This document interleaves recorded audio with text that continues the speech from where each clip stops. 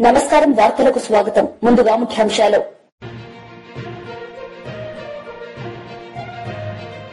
సినీ దర్శకుడు ఆర్జీవీపై కేసు నమోదు ఆర్జీవీ కోసం గాలిస్తున్న పోలీసులు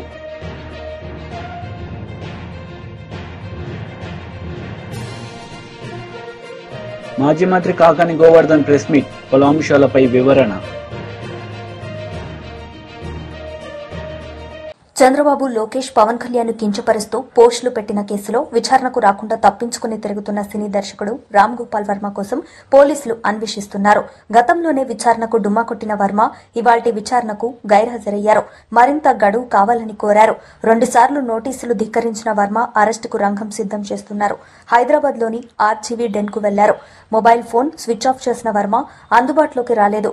హైదరాబాద్లో ఉన్నట్లు పోలీసులు అనుమానిస్తున్నారు. మంగళగిరి ప్రజల కోసం ప్రజా దర్బార్లో మంత్రి లోకేష్ పాల్గొన్నారు. ఈ సందర్భంగా ప్రజలను ఉద్దేశించి ఆయన మాట్లాడారు.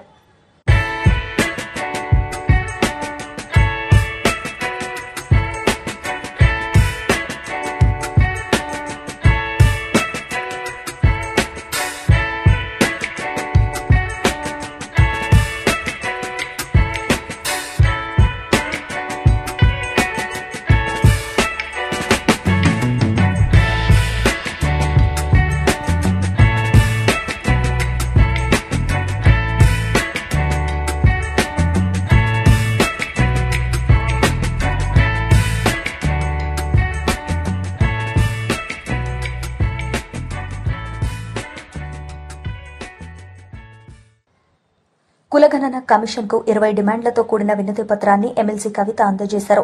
మాసబ్ ట్యాంక్లోని కార్యాలయంలో కమిషన్ చైర్మన్ వెంకటేశ్వరరావుకు 35 పేజీలతో కూడిన వినతి పత్రాన్ని కవిత అందజేశారు. కులగణన చేపట్టబోమని బీజేపీ సుప్రీంకోర్టుకు అఫిడవిట్ ఇచ్చిందన్న కవిత కులగణనకు వ్యతిరేకమని బీజేపీ చాలాసార్లు చెప్పిందన్నారు. కామారెడ్డి డిక్లరేషన్లో కాంగ్రెస్ ఎన్నో హామీలు ఇచ్చిందన్న ఆమె కామారెడ్డి డిక్లరేషన్ను అమలు చేయాలని బీఆర్ఎస్ డిమాండ్ చేస్తుందన్నారు. Thank you so much. ధన్యవాదాలు సార్ మాకు అవకాశాలు ఇచ్చినందుకు. తెలంగాణ జాగృతి అనే సంస్థ దాదాపు 2 దశాబ్దాల నుంచి వివిధ రకాల కార్యక్రమాలు చేస్తూ తెలంగాణ ప్రజలకు సంబంధించిన అనేక అంశాలను హైలైట్ చేస్తూ వచ్చాం సార్. నేషనల్ వైడ్ ఉన్నటువంటి ఇష్యూస్ ని కూడా టేకప్ చేశాం.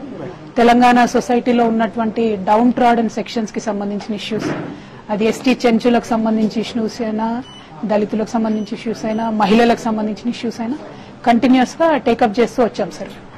అదే కోవలో మహిళా రిజర్వేషన్ కోసం దేశవ్యాప్తంగా రాజకీయాలలో మహిళలకు రిజర్వేషన్ ఉండాలన్న అంశం మీద ఢిల్లీలో 16 జాతీయ పార్టీలను ఒక దగ్గరికి తీసుకొచ్చి ఢిల్లీలో ఉద్యమాలు చేయడం జరిగింది. ఆ సందర్భంగా మా ముందు ఒక ప్రశ్న వచ్చింది. మహిళలు అనేటటువంటి విషయం మాట్లాడినప్పుడు మరి దేశంలో సగభాగం ఉన్నటువంటి మహిళలకు, అందులో సగభాగం ఉన్నటువంటి బీసీ మహిళలకు ప్రాతినిధ్యం ఇవ్వాలి కదా, మరి మీ స్టాండ్ ఏంటి అని అడిగినప్పుడు మేము ఖరాఖండిగా కుండబద్దలు కొట్టినట్టుగా బీసీ కోటా ఉండాల్సిందే, ఉప కోటా ఉండాల్సిందే మహిళా రిజర్వేషన్ లో అని చెప్పి మేము బలంగా వినిపించడం జరిగింది. అయితే మహిళా రిజర్వేషన్ లో బీసీ ఉప కోటా ఉండాలి అన్నప్పుడు అసలంటూ బీసీలకు రిజర్వేషన్ ఉంటేనే మహిళా కోటా సాధ్యమవుతుంది. కాబట్టి బీసీ ఉద్యమాన్ని బీసీలకు, ఓబీసీలకు దేశవ్యాప్తంగా కోటా ఉండాలనేటటువంటి అంశం మీద అధ్యయనం చేయడం స్టార్ట్ చేసినాం సార్. చేసి అంటే వివిధ కమిషన్లు, కాలేకర్ కమిషన్ దగ్గర నుంచి ఇప్పటి వరకు వచ్చినటువంటి తమర్ కమిషన్ తో సహా అన్నిటినీ కూడా కూలంకుషంగా చర్చించి దాంతోపాటు కమ్యూనిటీ ఫీడ్బ్యాక్ దేశవ్యాప్తంగా తీసుకోవాలనేటటువంటి ఒక ఎజెండా పెట్టుకున్నాం సార్. అందులో భాగంగా మధ్యప్రదేశ్ లాంటి ప్లేసెస్ లో జరిగినటువంటి మీటింగ్స్ కూడా అటెండ్ అయ్యి అక్కడ వాళ్ళ డేటా కూడా తీసుకోవడం జరిగింది. తర్వాత తెలంగాణ వ్యాప్తంగా కూడా ప్రతి జిల్లా తిరిగి యునైటెడ్ పూలే ప్రింట్ అనే ఆర్గనైజేషన్ తో బీసీ మేధావులందరితోనే ఒక సంఘం ఆవిర్భవించింది. భారత జాగృతి, తెలంగాణ జాగృతి ఆధ్వర్యంలో మేము కూడా అన్ని జిల్లాలు తిరగడం జరిగింది.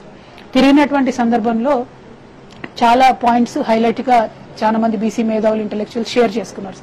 అందులో ప్రధానంగా మా దృష్టికి వచ్చినటువంటి అంశం ఏంటంటే రాజ్యాంగంలో బీసీ కులాలు అన్నటువంటి అంశం చెప్పకుండా బ్యాక్వర్డ్ క్లాసెస్ అనేటటువంటి అంశాన్ని చెప్పారు. అక్కడి నుండే మాకు ఇబ్బంది స్టార్ట్ అయింది. అక్కడ ఒక అంబిగ్యూటీ ఏదైతే కాన్స్టిట్యూషన్ లో క్లాసెస్ వర్సెస్ కాస్ట్ ఉందో దాని ద్వారా కోర్టులోకి వెళ్లేటటువంటి పరిస్థితి, ప్రతి అంశం, ప్రతి నిర్ణయం ఏ గవర్నమెంట్, రాష్ట్ర ప్రభుత్వం తీసుకున్నా, కేంద్ర ప్రభుత్వం తీసుకున్నా అది లిటిగేషన్ కి దారి తీసేటటువంటి పరిస్థితి కనబడుతుంది. రాజ్యాంగ సవరణ జరగాలనేటటువంటిది ప్రప్రథమంగా అన్ని చోట్ల వినిపిస్తున్నటువంటి డిమాండ్ సార్. సరే, రాజ్యాంగ సవరణ జరగాలి అని అంటే అత్యధిక మెజారిటీ ఉన్నటువంటి పార్టీలు ఉన్నప్పుడే అది సాధ్యపడుతుంది. అనేటటువంటి అంశం మీద కూడా భిన్నమైనటువంటి అభిప్రాయాలు వచ్చినాయి సార్. సో మా ఫస్ట్ రిక్వెస్ట్ ఏంటంటే సార్, బీసీ కమిషన్ గా తమరు కేంద్ర ప్రభుత్వానికి దయచేసి రాజ్యాంగ సవరణ కోసం తెలంగాణ వ్యాప్తంగా వస్తున్నటువంటి డిమాండ్ ను మా వాణిని మీ వాణిగా కేంద్ర ప్రభుత్వానికి సిఫార్సు చేయవలసిందిగా ఒకటి కోరుతా ఉన్నాం సార్. రెండవది, విద్యా ఉద్యోగాలలో 27% రిజర్వేషన్ వస్తుందని మనం సగర్వంగా చెప్పుకుంటున్నప్పటికీ including UPSC any central government post లో 7-8% ఎక్కువ బీసీలు లేరు అనేటటువంటి డేటా రిపీటెడ్ గా రాజ్యసభలో లోక్సభలో కేంద్ర ప్రభుత్వం ఇస్తూ వచ్చింది సార్. ఎస్పెషలీ యూపీఎస్సీలో అయితే 5% కూడా దాటడం లేదు sir. Where you can govern అని మనం అనుకుంటామో అటువంటి పొజిషన్స్ లో బీసీల సంఖ్య దాటడం లేదు సార్. సో దానికి పటిష్టమైనటువంటి చర్యలు కేంద్ర ప్రభుత్వం తీసుకెళ్లాలని చెప్పి చేపట్టాలని చెప్పి తమరి ద్వారా ఇంకొక సిఫారసు కేంద్ర ప్రభుత్వానికి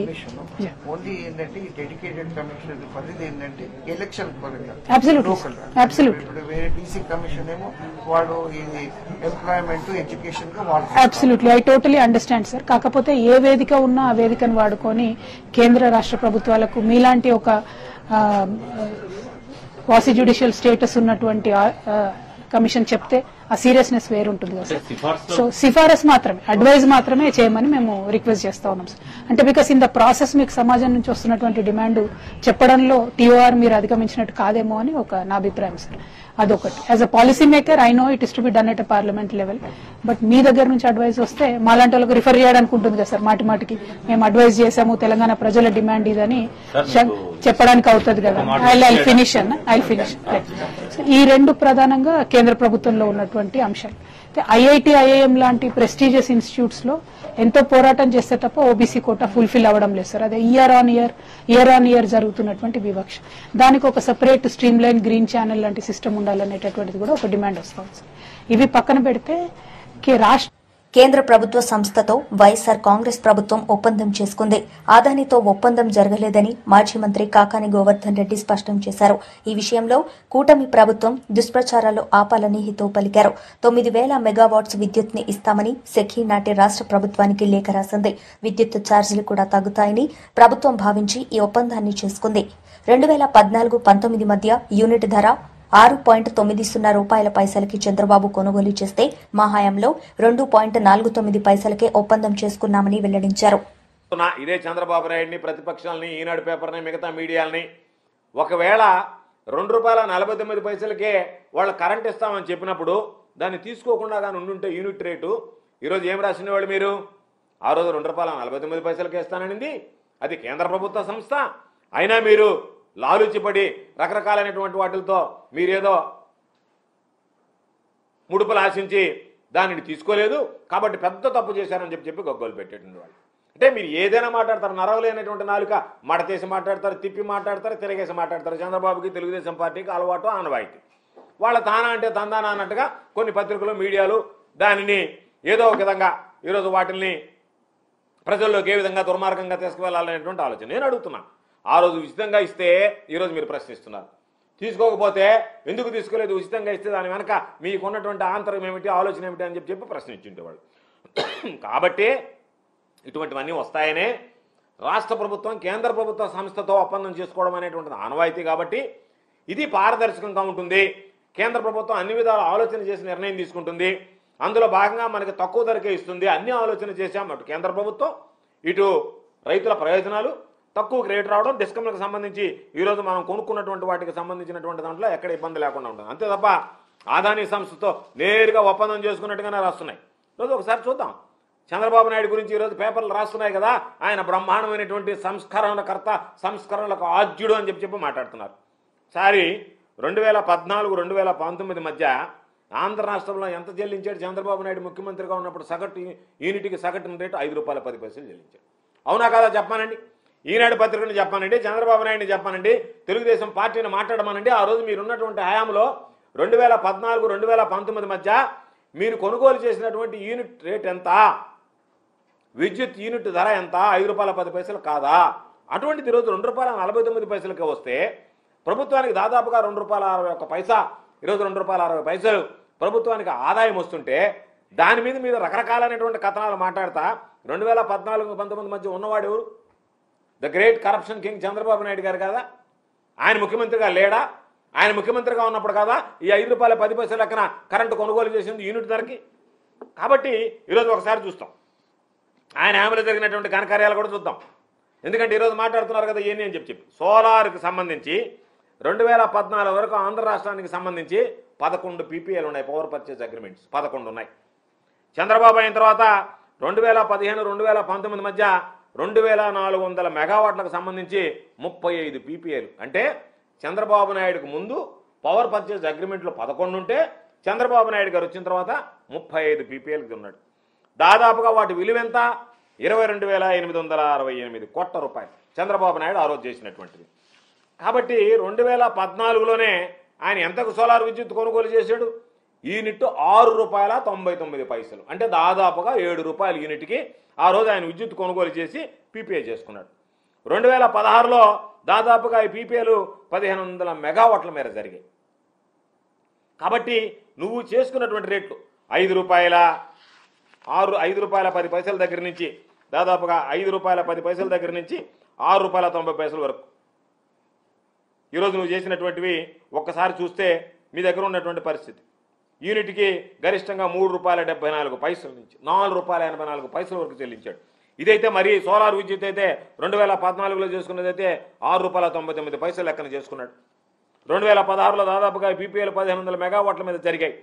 ఆ తర్వాత సెకీ వచ్చి ₹2.49 మేము తగ్గిస్తాము అంటే సిగ్గైనా లేకుండా ఆ రోజు మీరు ఇచ్చినటువంటి వాటికన్నా ఎంత తక్కువ ఉందనేటువంటిది మాట్లాడకుండా ఇదిగో ఇంత ఉన్నది వ్యత్యాసం ఇది ఉంది దాని మీద ఏదన్నా జరిగిందని మాట్లాడకుండా మేమున్నప్పుడు కొన్నా సరే, అవినీతికి పాల్పడ్డా సరే, ప్రజల నెత్తిన భారం వేసినా సరే, డిస్కమ్లు కుప్పకూలిపోయినా సరే, విద్యుత్ పంపిణీ వ్యవస్థ నాశనమైపోయినా సరే, మేము చేసినటువంటిది బ్రహ్మాండం, మీరు చేసినటువంటిది అవినీతి అని మాట్లాడడానికి అసలు వీళ్ళు ఏ విధంగా మాట్లాడుతున్నారు, ఏ విధంగా మాట్లాడడానికి ప్రయత్నిస్తున్నారు అనేటువంటిది ఆశ్చర్యం కలిగించేటువంటి విషయం.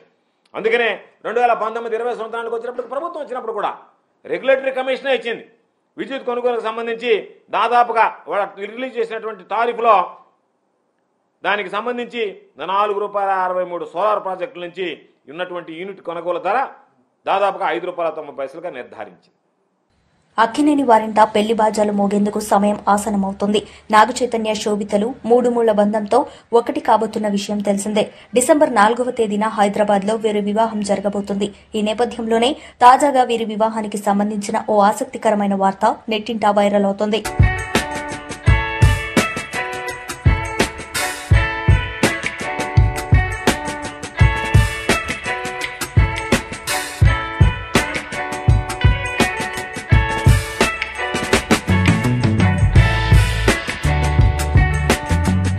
దేశీయ స్టాక్ మార్కెట్ సూచీలు భారీ లాభాల్లో ప్రారంభమయ్యాయి. అంతర్జాతీయ సంకేతాలు మహారాష్ట్రలో ఎన్డీఏ విజయం సహా గత వారం నష్టాల నుంచి కొంత రికవరీ కనిపించడంతో సూచీలు సానుకూలంగా స్పందించాయి. సెన్సెక్స్ 1260 పాయింట్లు పెరిగి ఆ తర్వాత కాస్త దిగొచ్చింది. నిఫ్టీ సుమారు 400 పాయింట్లు పెరిగింది. డాలర్తో రూపాయి మారకం విలువ 84.35 వద్ద కొనసాగుతోంది. ఇక అదానీ ఎంటర్ప్రైజెస్ లాభాల్లో ట్రేడింగ్ మొదలుపెట్టింది. గత వారం గౌతమ్ అదానీపై అమెరికాలో కేసు నమోదు కావడంతో భారీగా పతనమైన ఈ స్టాక్ నేడు స్వల్పంగా కోలుగొంది. లగచర్ల బాధితులకు అండగా మహబూబాబాద్ జిల్లా కేంద్రంలో భారస మహాధర్నా కొనసాగుతోంది. మహాధర్నాకు భారస కార్యనిర్వాహక అధ్యక్షుడు మాజీ మంత్రి కేటీఆర్ హాజరయ్యారు. హైదరాబాద్ నుంచి రోడ్డు మార్గంలో మహబూబాబాద్ జిల్లా కేంద్రానికి చేరుకున్న ఆయనకు పార్టీ కార్యకర్తలు, నేతలు ఘన స్వాగతం పలికారు. అనంతరం మహాధర్నాలో పాల్గొన్న కేటీఆర్ తెలంగాణ ఉద్యమంలో మానుకోటకు ప్రత్యేక స్థానం ఉందని అన్నారు. ఇలా జులుం చేసే ప్రయత్నం చేస్తా ఉన్నాడు. మమ్మల్ని అన్నాడు, మాకు డీజీపీ గారికి ఫోన్ చేస్తే మానుకోటలో ధర్నా ఉన్నది, మా గిరిజన అన్నదమ్ముల కోసం, మా గిరిజన రైతుల కోసం, మా ఆడబిడ్డల కోసం, ఎవరినైతే మీరు ఇవాళ జైల్లో పెట్టినరో 30 మంది రైతులను వాళ్లకు సంఘీభావంగా మానుకోటలో ఉండే మా బంజారా అన్నదమ్ములు కదులుతున్నారు అంటే ఆయన అంటాడు డీజీపీ గారు, అయిపోయింది కదా లగచర్ల, ఇక్కడెందుకు అంటాడు, మానుకోటలో ధర్నా ఎందుకు అంటాడు. ఒక్క మానుకోటలోనే కాదు రేవంత్ రెడ్డి, ఈ రాష్ట్రంలో అవసరమైతే ఎక్కడెక్కడ బీద వాళ్ళు ఉన్నారో, ఎక్కడెక్కడ గిరిజన రైతులు ఉన్నారో, ఎక్కడెక్కడ మా దళిత అన్నదమ్ములు ఉన్నారో, ఎక్కడెక్కడ బలహీన వర్గాల అన్నదమ్ములు ఉన్నారో మొత్తం 119 నియోజకవర్గాల్లో అవసరమైతే ఆ కొడంగల్ బక్కజిక్కిన రైతుల కోసం తప్పకుండా బీఆర్ఎస్ పార్టీ ధర్నా చేస్తుంది, కదం దొక్కుతుంది, కదులుతుంది.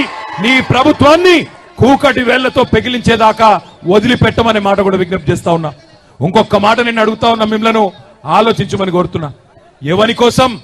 ఫార్మా విలేజ్ అల్లుని కోసం అక్కడ ఫార్మా దుకాణం పెట్టి వాళ్ళ సొంత అల్లుని కోసం ఇవాళ పేదవాళ్ళ భూములు గుంజుకునే ప్రయత్నం చేస్తా ఉన్నాడు.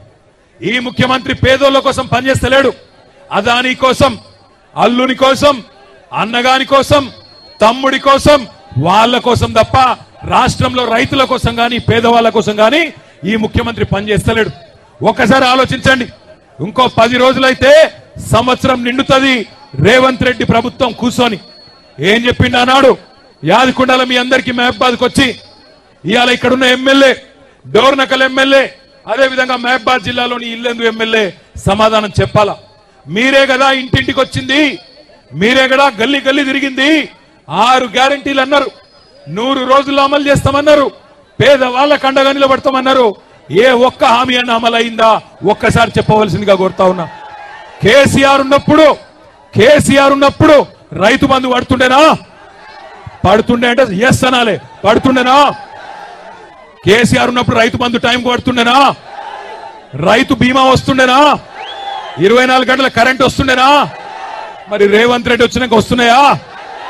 రైతు బంధు ఎగ్గొట్టిండా? రైతు బీమా బంధు పెట్టిండా? బోనస్ బోగస్ అయిందా?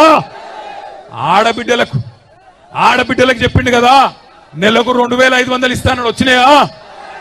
మహాలక్ష్మి అన్నాడు. మహారాష్ట్రలో కూడా తన్నులు తిన్నాడు. మహారాష్ట్ర పోయిండు, అక్కడ ఆడబిడ్డలు కూడా బుద్ధి చెప్పారు. వీడు పచ్చి లంగా తెలంగాణలో ఆడబిడ్డలను మోసం చేసిండు, మమ్మల మోసం చేసేందుకు వచ్చిండని చెప్పి మహారాష్ట్రలో ఉన్న ఆడబిడ్డలు చైతన్యం ప్రదర్శించిండ్రు, కాంగ్రెస్ పార్టీని తన్ని ఎలగొట్టిండ్రు. నేను మిమ్మల్ని కోరేది ఒకటే, మానుకోటలో ఇక్కడికి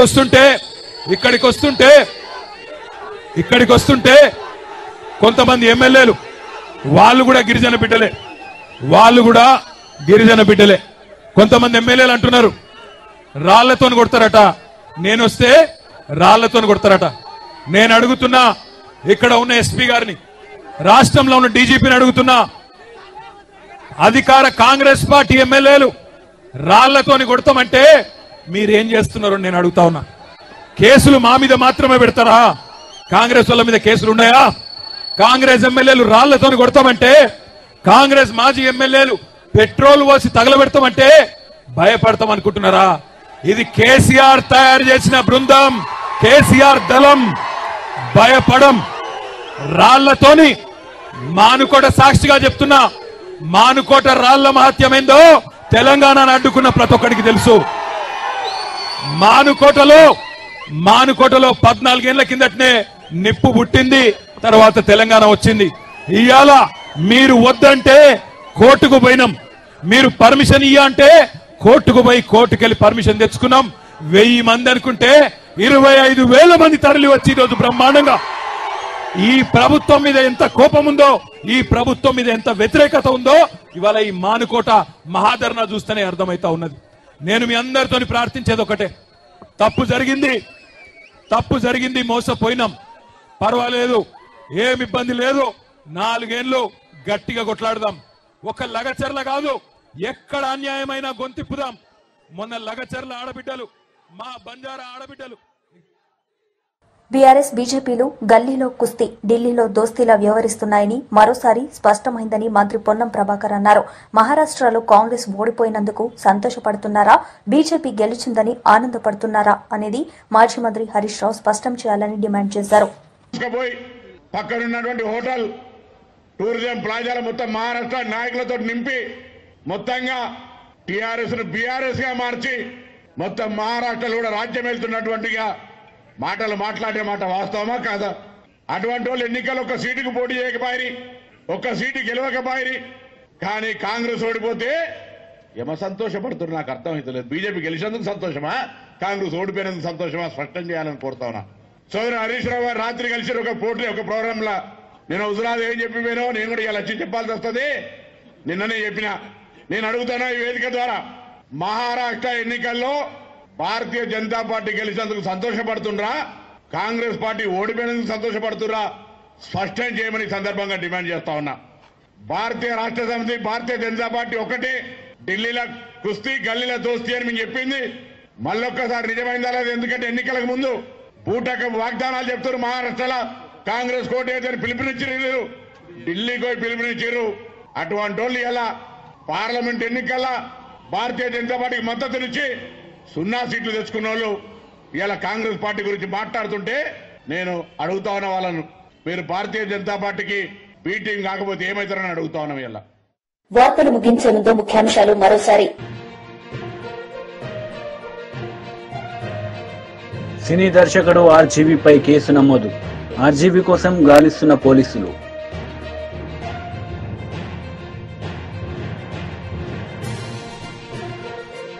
మాజీ మంత్రి కాకాని గోవర్ధన్ ప్రెస్ మీట్, పలు అంశాలపై వివరణ. ఈ వార్తలు ఇంతటితో సమాప్తం. తిరిగి ప్రసారమయ్యే వార్తల్లో మళ్లీ కలుద్దాం. అంతవరకు సెలవు. నమస్తే.